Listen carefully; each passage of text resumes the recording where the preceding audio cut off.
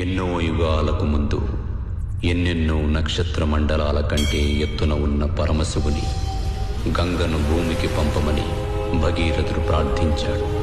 తాను తప్ప భూమి భరించలేదని తనకు ప్రతిరూపంగా తన ఆత్మశక్తితో ఓ ఆత్మలింగాన్ని సృష్టించి భగీరథునికి ఇచ్చాడు మహాశివుడు.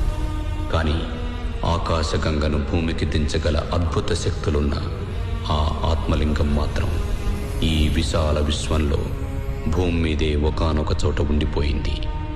కథలా మిగిలిపోయింది. కాలం దాన్ని మరిచిపోయింది.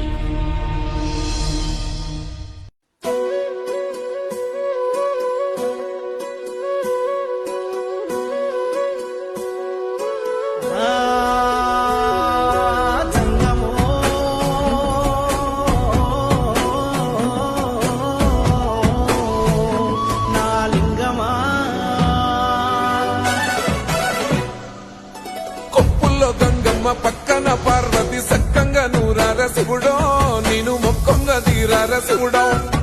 సక్కంగా నూరార శివుడో, నేను మొక్కంగా తీరార శివుడో.